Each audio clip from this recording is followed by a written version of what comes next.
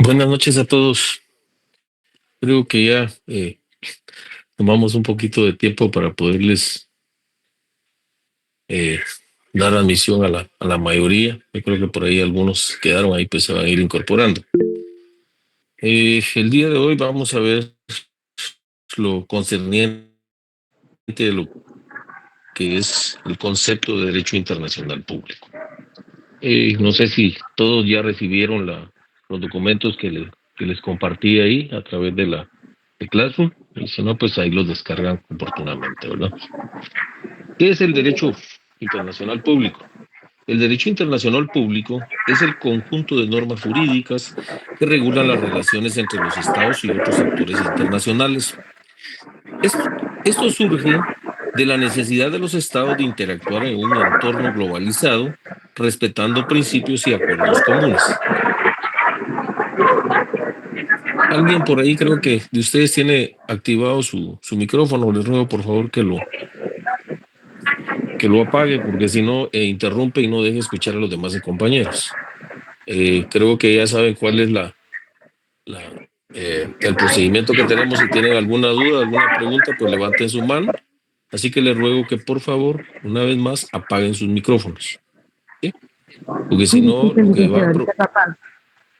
lo que van a provocar es que muchos de los compañeros no puedan escucharlo, ¿sí?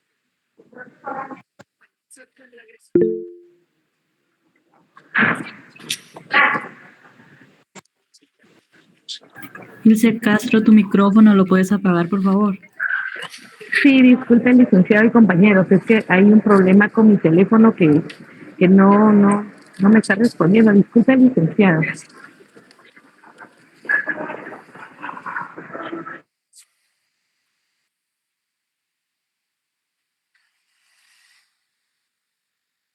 Bueno, entonces, ¿podemos continuar ya? Bueno.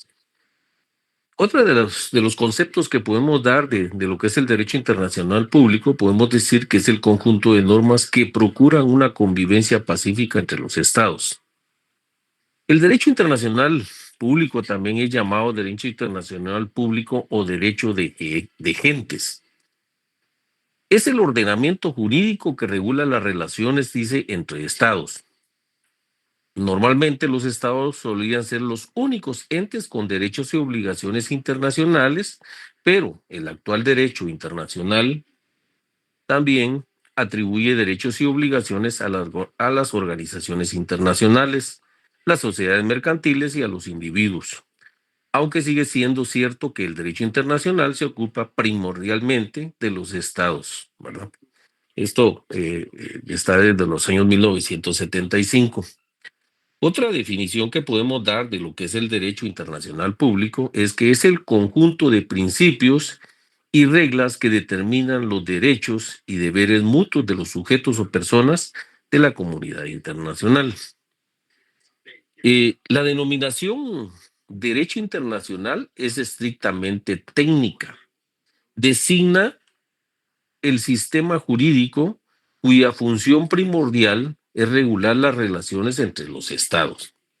Como consecuencia de esa denominación que acabamos de mencionar, de derecho internacional, pues podemos decir en forma técnica que el sistema jurídico, su función primordial es regular las relaciones entre los propios estados, ¿verdad?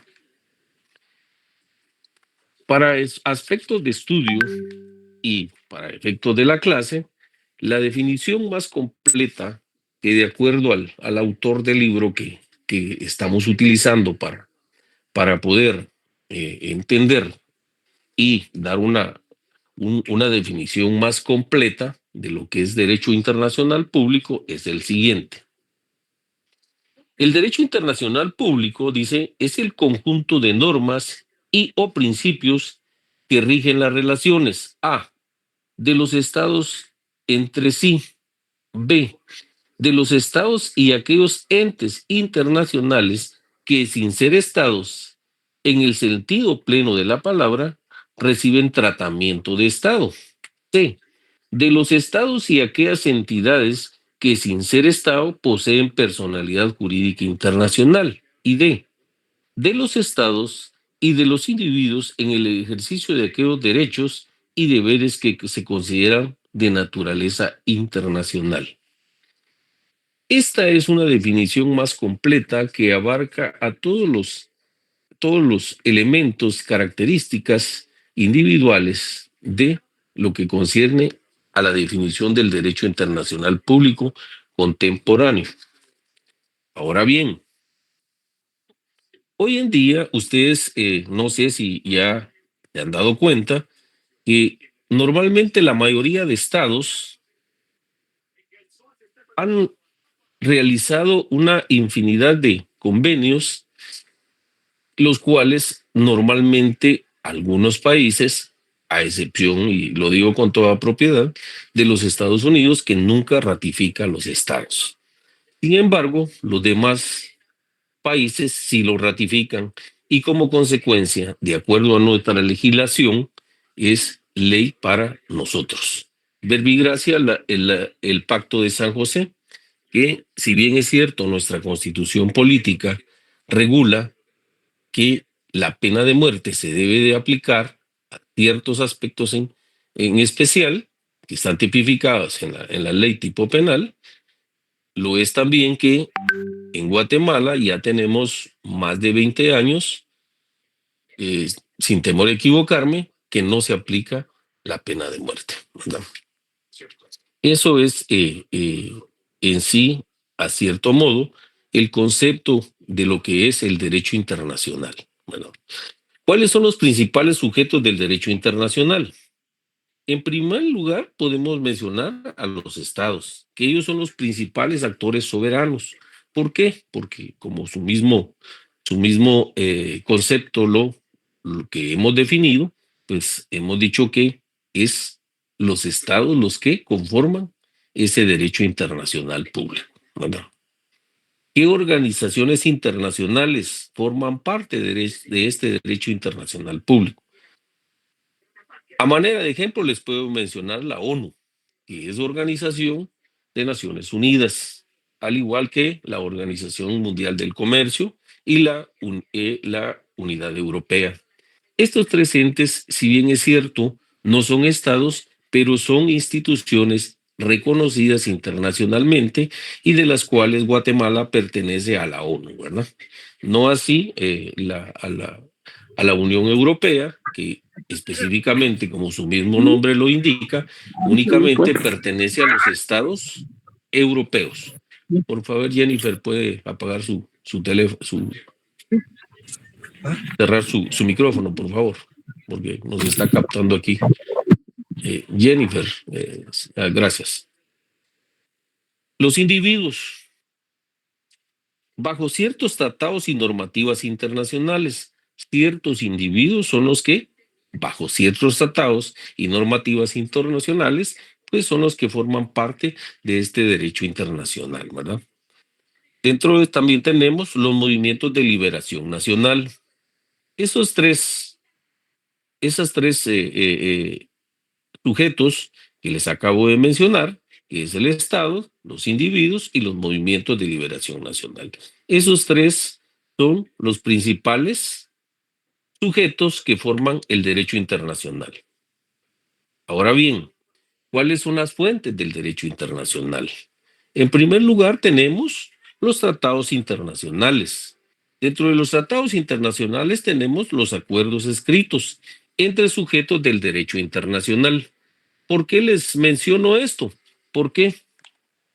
Porque normalmente el Estado de Guatemala, como muchos,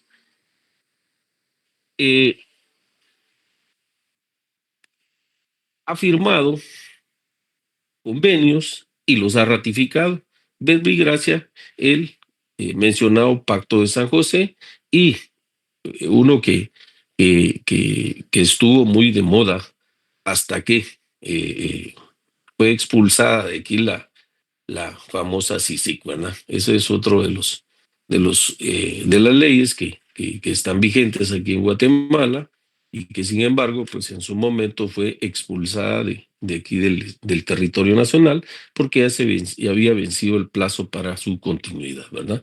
Y al no ratificarla o darle un plazo más de vigencia dentro del territorio nacional, pues ya no tenía razón de ser que estuviera vigente en Guatemala.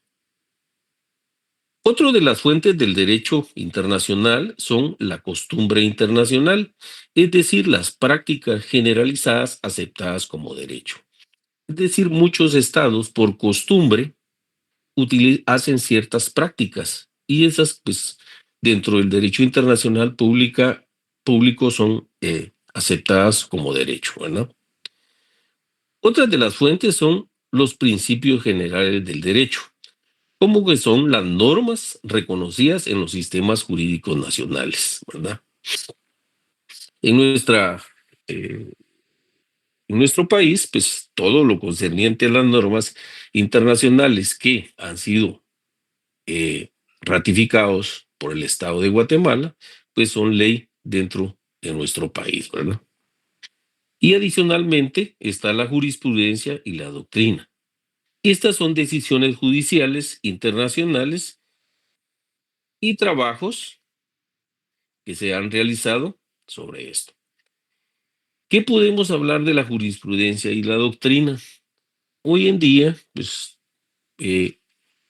¿alguien de ustedes me puede mencionar o decir con sus propias palabras qué es la jurisprudencia?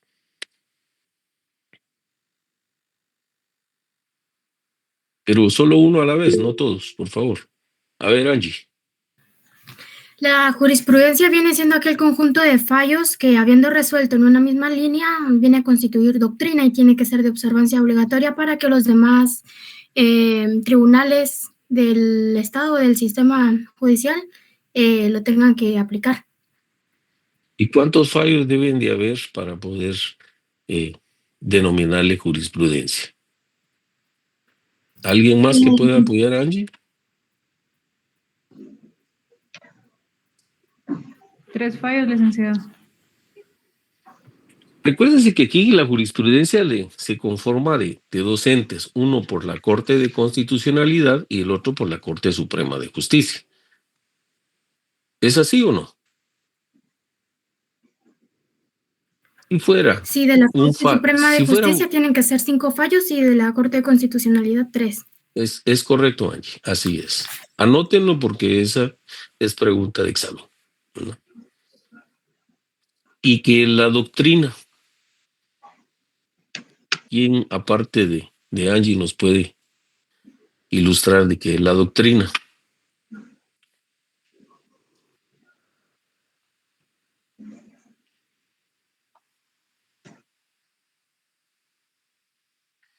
La doctrina son los tratados y estudios de los jurisconsultos que se toman en cuenta para las resoluciones. Perdón, ¿quién fue el que respondió por acá? Que no lo ubico en la pantalla. Álvaro Toledo. Álvaro Toledo, ok. Y por acá lo. ¿Alguien más que quiera opinar con relación a eso?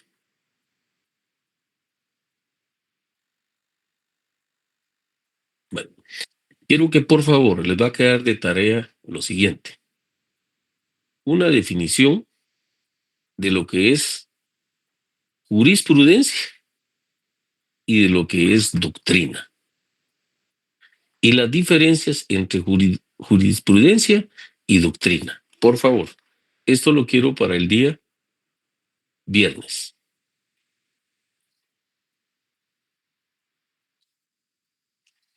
¿Cuáles son las fuentes del derecho internacional?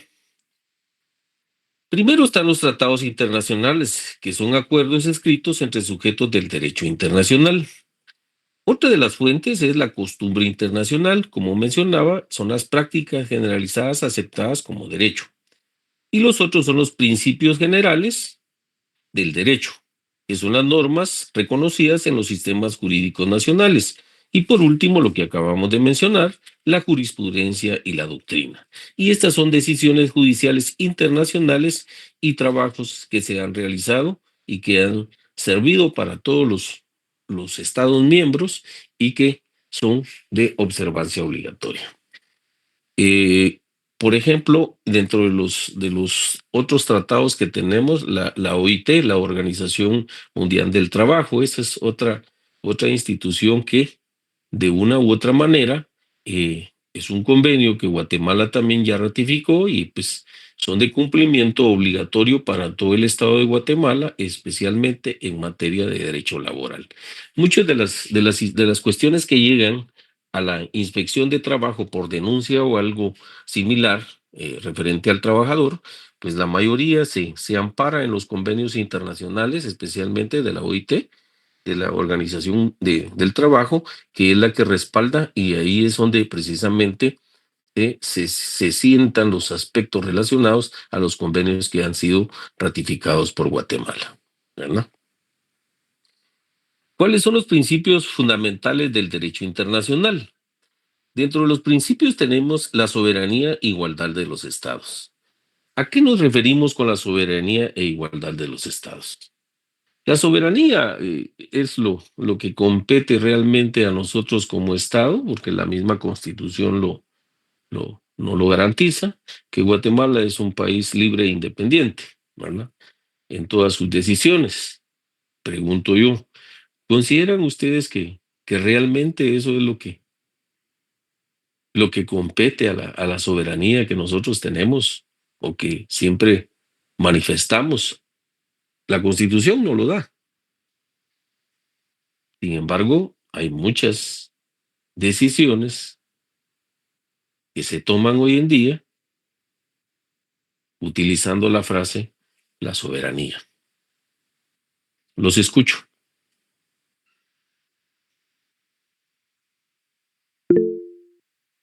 A ver, Álvaro. Licenciado, muy buena noche. Bueno, en base a mi opinión personal y a lo que pues, últimamente ha estado aconteciendo en la coyuntura nacional es que si bien es cierto la Constitución pues no lo establece, en muchas decisiones realmente no se aplica el término soberanía, porque hay decisiones en las cuales realmente no se toma en consideración ese poder que nos otorga la Constitución a nosotros, como pueblo, como ciudadanos en sí. Sí, correcto. A ver, Araceli, ¿qué nos puede decir al respecto?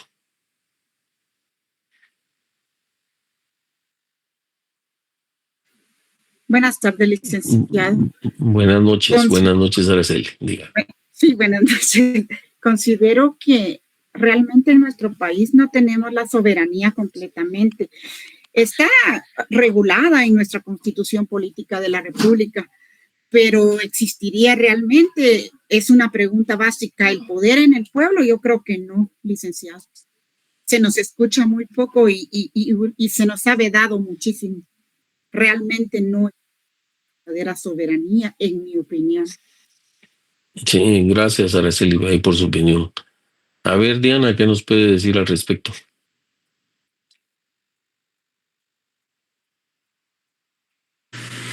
Licenciado, pues desde mi punto de vista, lastimosamente, como bien dicen los compañeros, hemos sido vedados, ¿verdad? Y dependemos mucho de otros países para que nuestra economía pues se mantenga al flote. Entonces eso también hace que nuestra soberanía se vea, lo voy a decir en mis palabras, vendida hacia los intereses de otras naciones. Es una de las cosas bien importantes, cabal, lo que acaba de decir Diana, es la economía, ¿verdad? Aquí los países del norte, los países de Europa, países de Asia, África, etcétera, con los cuales Guatemala mantiene el comercio, el intercambio en cuanto a la importación y exportación, pues ellos son los que ponen los aranceles, ¿verdad? No es precisamente nuestro país el que viene a imponer ese tipo de condiciones. Verbigracia, lo que acaba de suceder con México y Canadá, que les dijeron que el comercio y el petróleo iban a estar bajo un arancel de un 25%. Ese era el precio que les estaban poniendo y tampoco les estaban preguntando si lo querían o no, ¿verdad? Otro tema que está de moda es el tema de los connacionales que están ahí en el norte, ¿verdad? Simplemente los mandan y punto. Colombia, por ejemplo, dijo que no iba a recibir a sus connacionales y sin embargo después se tuvo que retractar y dijo que todos los connacionales de Colombia, los colombianos iban a ser bienvenidos en su país. Entonces realmente no tenemos esa soberanía para decir, mire, pues si ellos están allá, ¿por qué no se quedan? Y Zaida, la escucho. Gracias, licenciado. Sí, precisamente lo que usted está mencionando, y eso lo traemos desde nuestra historia, ¿verdad? Correcto. Viene y otra vez de nuevo, ahora con Trump. En aquel tiempo Jacobo Arbenz quiso hacer muchas cosas y Estados Unidos, como siempre, trata de manipular toda la situación. No es solo Estados Unidos, hay otros países que... Muchos países afines. Y por ejemplo España es uno de ellos, ¿verdad? Ponen condiciones y antes del tiempo de la conquista pues tenemos el mismo problema. Henry, también lo escuchamos, Henry. Licenciado, muy buenas noches. El ejemplo que da usted ahorita de esa parte de presupuesto, ¿verdad? Toda la parte financiera, ahorita con la elección de Trump como presidente de Estados Unidos, yo tengo ya un par de vecinos que se quedaron sin trabajo, que están en proyectos de agua potable y de alimentación, que son vitales, ¿no?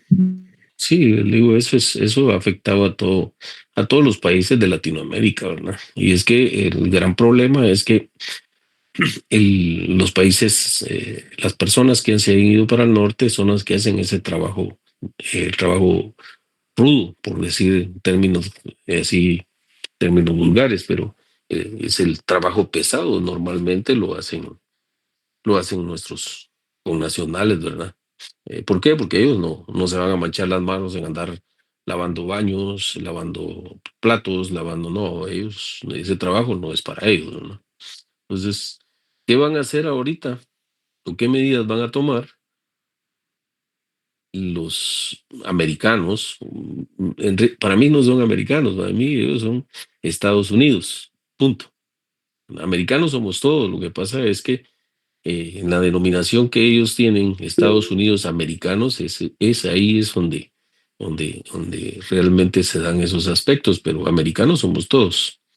Sin embargo, les digo a nivel de la comunidad internacional, cuando hablan de americanos, pues solo se refieren al país de Estados Unidos. Nosotros, pues algunos ni siquiera saben que existimos, como les mencionaba en el día de la presentación que tuve con ustedes de manera presencial, ¿verdad? No saben ni la existencia de que Guatemala está aquí, forma parte del área centroamericana y que pues, dentro de lo que cabe hemos podido salir adelante con la clase de gobiernos que hemos tenido, pues, pero ¿por qué? Porque la mayoría somos trabajadores y queremos superarnos, ¿verdad? Así que no todos hemos tenido esas oportunidades y a los que algunos se las han dado no las han aprovechado. Este mundo es de oportunidades y pues verbigracia a usted, al igual que su servidor, que pues somos egresados de la única universidad del pueblo, como es la Universidad de San Carlos de Guatemala, ¿verdad? Que acabamos de cumplir. ¿Cuántos años acabamos de cumplir? Vamos a ver. 349. 349. Exacto. Entonces, pues todos esos aspectos, pues son los que, por eso yo los motivo a ustedes que si están haciendo el esfuerzo por estar ya en el 9º semestre, pues sigan haciendo ese esfuerzo por superarse y graduarse. No dejen tirados sus estudios porque ese estudio que ustedes están recibiendo ahí a través de la universidad, pues digo, no tiene precio realmente. Es invaluable el costo que representa para la universidad y que es pagada con los impuestos de cada uno de los guatemaltecos, ¿verdad? Sé que todos deberían desde entrar a la universidad. Desde mi particular punto de vista, no debería de darse esos procedimientos que hoy en día se dan para poder ingresar, porque pues yo, al igual que muchos de mis colegas que somos más de hacia atrás, les estoy hablando de los años 90 yo ingresé en el 85 en la universidad, pues les digo, en ese entonces no existía ese procedimiento que se da hoy en día. Uno llegaba, se sometía a los exámenes vocacionales y pues uno decidía a qué facultad ingresar, ¿verdad? Si bien es cierto, estamos ya, eh, como dijeron, saturados de tanto alumno que hay y que ya no caben en las aulas. Lo es también que ahora, gracias a la intervención de nuestro decano, pues él está tratando de desconcentrar los municipios y pues es de aplaudirle. Créanme lo que su servidor en los años 2012 tuve la iniciativa de hacer eso. Se empezó a trabajar sobre eso. Lamentablemente ya no se le dio seguimiento, pero miren hoy, ¿quién iba a pensar que hoy en día ya tenemos en varios municipios del centro de la ciudad, del departamento de Guatemala y otros departamentos también ya hay extensiones universitarias en aras de llevar la universidad al interior de la República, ¿verdad? Y eso es loable, la verdad, créanme lo que eso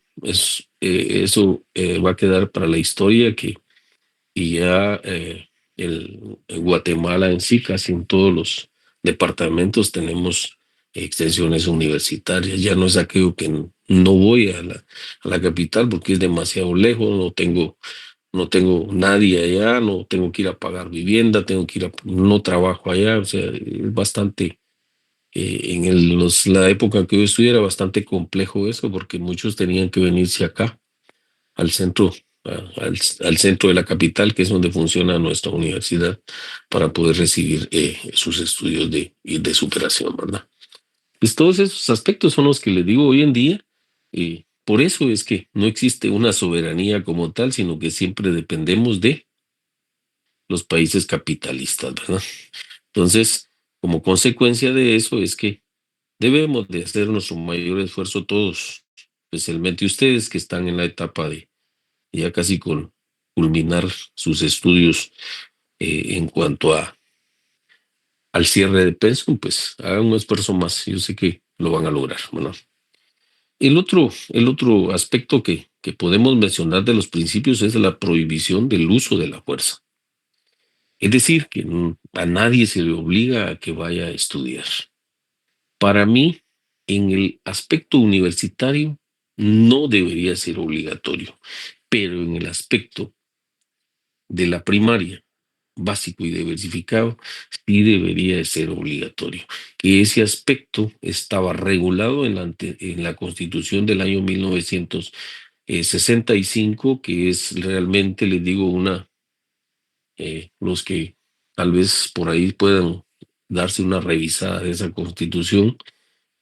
Se aprende mucho de esa Constitución, le digo, uno se queda realmente sorprendido de todo lo que está regulado en esa Constitución y que hoy en día esas frases célebres de que la educación es laica, gratuita y obligatoria, realmente solo está en la ley, está vigente, pero no se cumple. ¿Cuántos niños hay sin estudio? ¿Cuántos niños hay que no pueden ir a recibir clases en las condiciones en que los pocos que las reciben, pues Por eso es que nuestro país está lleno de mucho analfabetismo, ¿verdad? Pero eso es parte del aprendizaje que todos debemos de llevar en nuestros ideales y que como tanto debemos de sacarle el mejor provecho.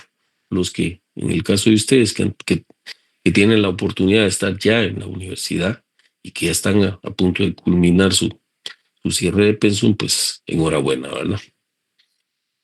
El otro aspecto que podemos, o principio fundamental del derecho internacional, es la autodeterminación de los pueblos.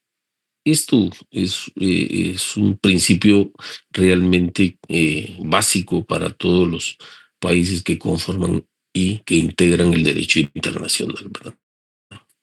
El otro principio es la no intervención en los asuntos internos de los estados.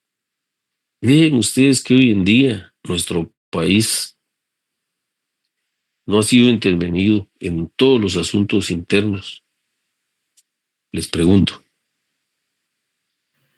Bien, Lee, que incluso se puede ver para la cuestión de la revolución del 44, cómo vinieron a corromper todo lo que se estaba floreciendo, dijo el otro. Lo de los años del auge de la democracia y todo esto con la intervención de Estados Unidos. Ay, no, han sido un montón de cosas. Y ahorita es como para un lado un poquito más indirecto, pero sí está influyendo un montón. Incluso las cuestiones estas de los migrantes, se puede ver ahí bastante. Miren, los aspectos más relevantes que ustedes puedan ver hoy en día, y les digo, lo más grave y lo más delicado es que nos vienen prácticamente a imponer leyes que realmente no se adecúan a la realidad y al entorno de nuestro país. Yo, a manera de guisa, les pongo ejemplo, la ley de extinción de dominio.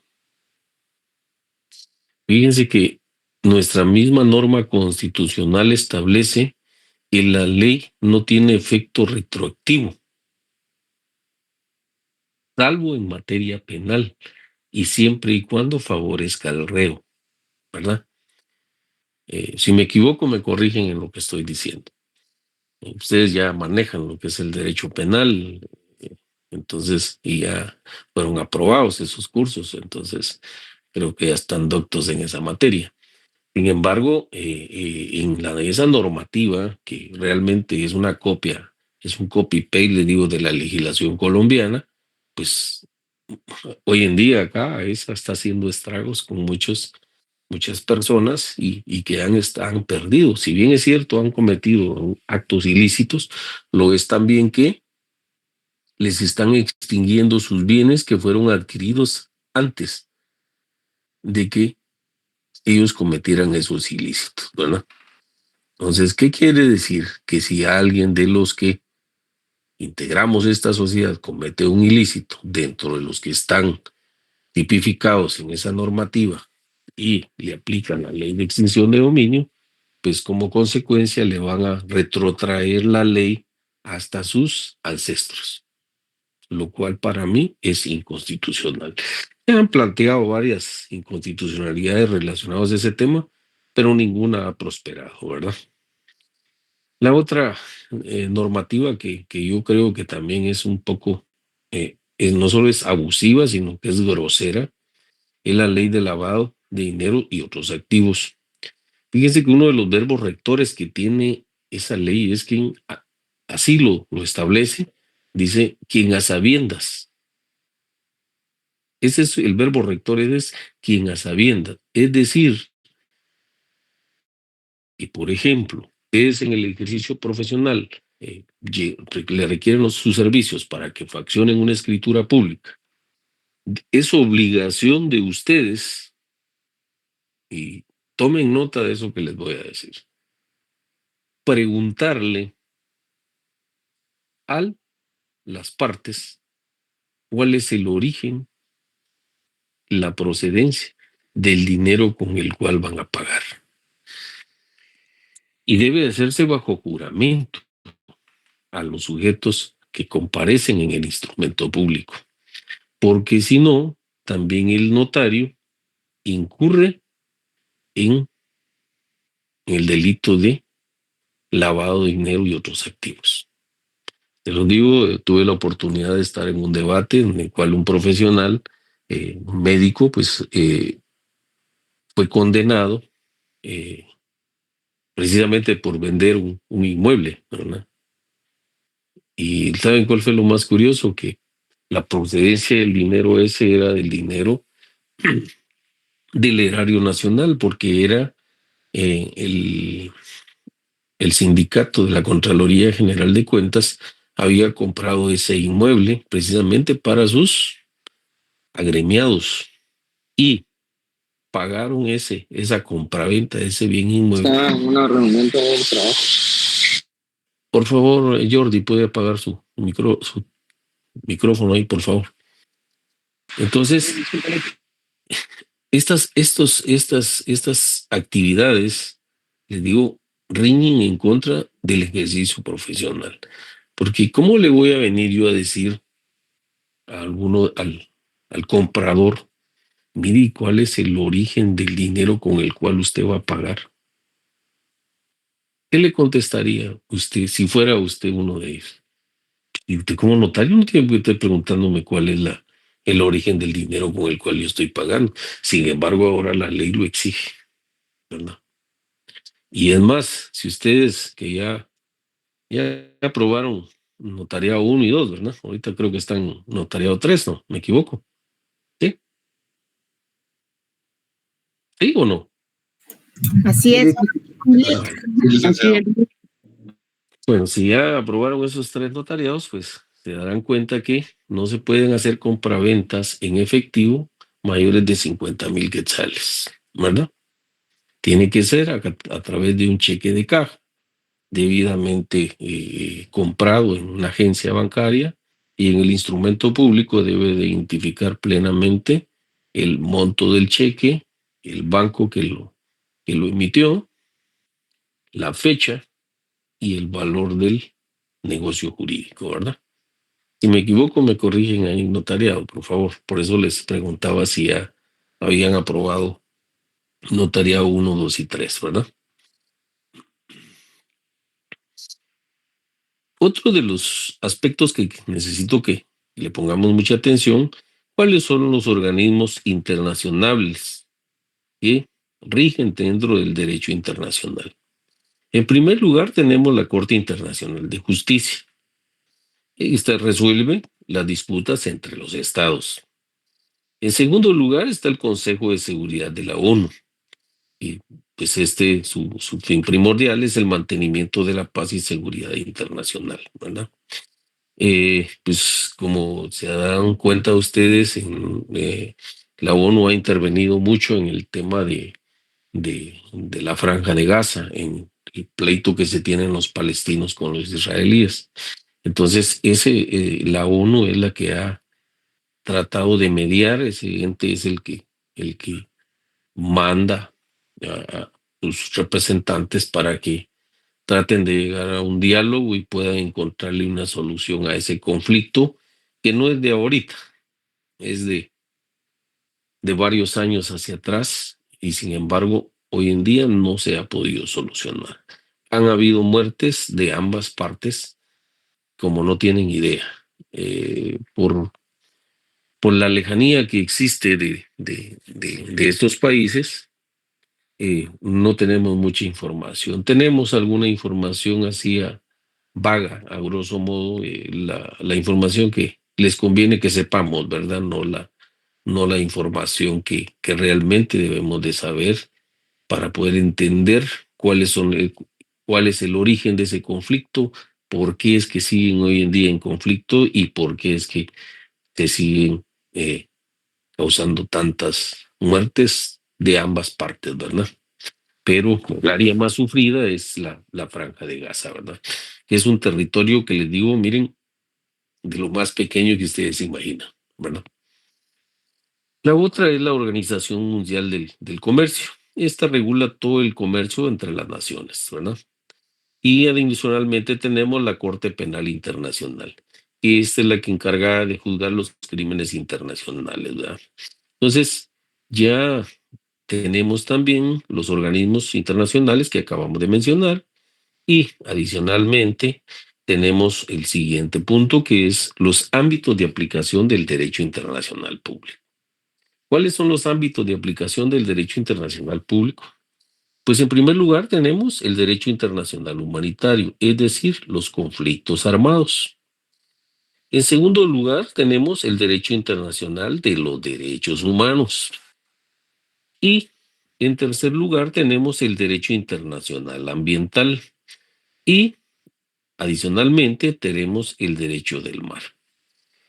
El derecho internacional ambiental, no sé si ustedes se han enterado, pero ahorita precisamente entra en vigencia la aplicación de esa normativa, el reglamento, y la cual es de cumplimiento obligatorio para todo el territorio nacional, y pues las multas que acarrea este ordenamiento jurídico que va a entrar en vigencia, pues creo que son 3 formas de poder distribuir los desechos que cada uno como habitantes en nuestras casas producimos. Digo, producimos porque al final pues tenemos que extraer la basura de nuestras casas y colocarlas en las bolsas que corresponden para que haya un mejor control de esos desechos, ¿verdad?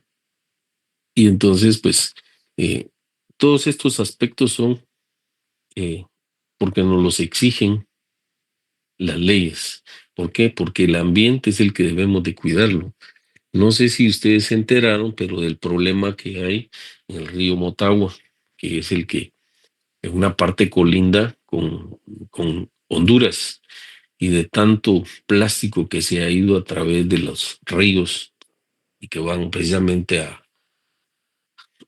acumularse en la parte de Honduras a través del río Motagua, porque es el que desemboca por el litoral del Atlántico, pues Honduras ya presentó una denuncia sobre ese daño irreparable que es de carácter ambiental en contra del Estado de Guatemala, producto de que no hay un buen manejo de todos los desechos que nosotros todos como habitantes de Guatemala hemos producido y que hemos causado ese daño al territorio hondureño, específicamente en las áreas territoriales del mar que ellos tienen.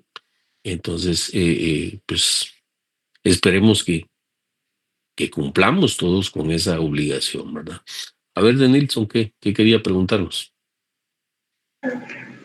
Pues yo quería puntualizar algo acerca de esta ley de cómo separar los desechos, porque creo que en teoría sí está muy bien, pero a la vez creo que con las personas de bajos recursos o no tienen educación, creo que ellos tienen cierta dificultad a la hora de hacer eso. Y además a la hora de que mucha de esta basura llegue a los vertederos, creo que no tenemos todavía la infraestructura para tratar bien la basura, porque, por ejemplo, en Estados Unidos sí hay grandes vertederos que logran prácticamente hacer que esta basura no contamine tanto el ambiente. A cambio, acá en Guatemala es como que llega acá, solo lo entierran, pero realmente sí crea una gran contaminación. Creo que genera dióxido de carbono porque es como que todo se junta y hacen esta gran mezcla de gases. A cambio, creo que es algo que no tenemos la infraestructura para tratar la basura, entonces es como que es algo que en teoría está bien, pero a la vez no tenemos como que los medios para lograr así hacer esta ley más eficiente. Sí, efectivamente, lo que usted menciona es muy real. Esa es nuestra realidad. La mayoría de población no tiene la capacidad ni el conocimiento de cómo hacer eso. En primer lugar, pues hay que comprar las bolsas, ¿verdad? Para poder hacer esa distribución de esa basura, ¿verdad? O esos desechos que se producen a diario, porque eso es un producto que se produce a diario en nuestras casas. Cada uno de nosotros o en nuestras familias las producimos y como consecuencia de eso, pues tenemos ese resultado que ahora pues hay una contaminación terrible, ¿verdad? Y entonces, y cada vez se va agravando más. Y lo más delicado es que como seres humanos tampoco nos preocupamos en sembrar árboles que son una fuente de oxígeno hacia nuestro país, ¿verdad? Lejos de sembrar, lo que hacemos es quitar, ¿verdad? Eso es más fácil quitar. Un árbol tarda aproximadamente 20 años como digo, en su vida útil. Y sin embargo, pues los que se dedican al corte de madera, pues ellos no tienen ningún escrúpulo de hacerlo. Y tampoco no hay ningún control sobre eso para poder tener, o sea, una penalización en contra de ellos. Está la ley, pero es una ley vigente, pero no es positiva. Entonces, es lo mismo que está pasando ahorita, hoy en día, con esta ley del medio ambiente, ¿verdad?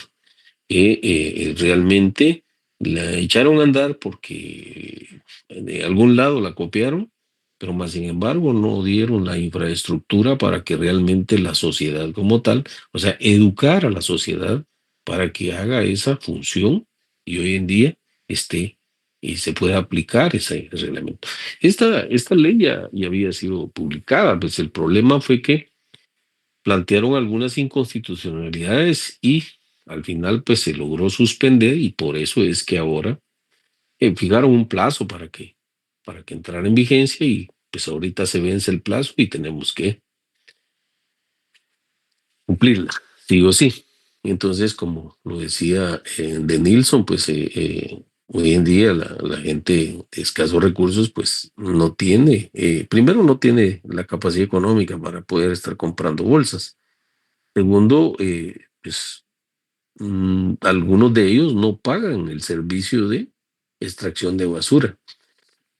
Ese servicio, yo recuerdo, en los años 80, la municipalidad de Guatemala era la que tenía esos recolectores de basura y pues a través del pago del ¿cómo se llama? Del UCI que uno hacía, pues ahí le recargaban el costo, ¿verdad? Al igual que el tema del agua, todos esos servicios. Sin embargo, de un día para otro empezaron a funcionar las famosas empresas esas que prestan el servicio de extracción de basura y pues hoy en día pues el costo lo han ido elevando de tal forma que al final nosotros la población que pagamos por ese servicio son los que como digo, nos perjudican nuestro patrimonio porque es nuestra bolsa la que se ve afectada con que cada día le siguen aumentando a esa extracción de basura, ¿verdad? ¿Y qué hacen? Ellos solo recogen en el caso que hayan depósitos, recoger, meterlo y llevarlo al vertedero, como dice Nilsson, es que no hay lugares adecuados y los poquitos que hay, pues lo que menos hacen es una buena manipulación de esa clase de desechos, ¿verdad? Yo recuerdo más o menos como en los años 86, 87, si no mal recuerdo, el gobierno de Japón había ofrecido así, eh, palabras más, palabras menos, poner el famoso monorriel aquí en Guatemala, subterráneo, a cambio que se le permitiera poder utilizar todos ese tipo de desechos porque a ellos le sacaban un provecho a un gas que produce todo ese tipo de desechos. Ellos lo iban a encapsular, me imagino, tenían la maquinaria y la capacidad económica para hacerlo y como consecuencia pues ellos nos iban a donar, entre comillas, la colocación del monorriel en forma subterránea. ¿Cómo funciona en los países de Europa y Estados Unidos y otros países, verdad? Entonces, sin embargo, ellos lo querían hacer, pero manejando ellos todo lo concerniente, el dinero y pues obvio, por obvias razones, a sus ingenieros. Sin embargo, por una mala decisión de parte del alcalde que estaba en funciones en ese entonces, se vino abajo ese proyecto que a la larga nos hubiera beneficiado para mejorar el tema del transporte en Guatemala, que hoy en día es caótico, ¿verdad? ¿Qué desafíos tiene del derecho internacional público? En primer lugar, tenemos el cumplimiento y eficacia en un mundo de soberanías estatales. En segundo lugar, tenemos el tratamiento de actores no estatales. Por ejemplo, el terrorismo y las famosas multinacionales. El otro aspecto que hay que considerar es el cambio climático y la protección ambiental global, ¿verdad? Que hoy en día, pues, los países europeos se han dedicado y existe esa comunidad que maneja todo ese tipo de aspectos referentes al cambio climático y a la protección ambiental global. ¿Por qué? Porque realmente ellos como países han sido perjudicados, pero por sus malas decisiones. Y entonces a ellos les preocupa que los países latinos, países de América, que son los que realmente alimentan de ese oxígeno a toda la parte de Europa, pues cada día estamos deforestando más nuestras tierras, ¿no? Entonces ellos se ven perjudicados porque ya el oxígeno que les llega ya no es del bueno, ¿verdad? Ya llega contaminado, ¿verdad? El otro aspecto es la adaptación a la globalización y a las nuevas tecnologías. ¿Qué es lo que pasa? Como país, nosotros tenemos que adaptarnos a esa globalización y a las nuevas tecnologías. Verbo y Gracia, miren ahora cómo impartimos las clases, precisamente por este tema fue producto de la pandemia, ¿verdad? Antes, pues, ahora tenemos ya la oportunidad de poder vernos, pero sin embargo, años atrás, creo que algunos que ya están en época que ya culminaron su cierre, pues se vieron perjudicados porque realmente no tuvieron contacto directo con el docente, que pues para mí es la manera más directa de poder impartir clases y no a través de una pantalla.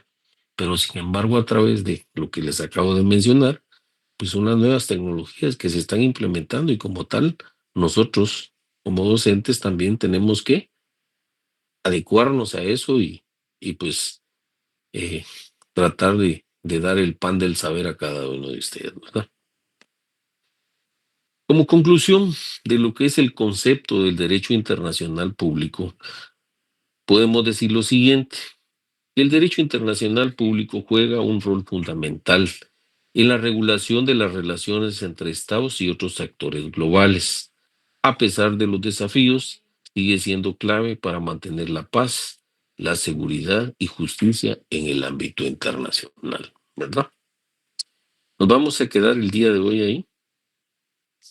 Les deseo feliz noche y nos saludamos el día viernes. Igualmente, Licenciado.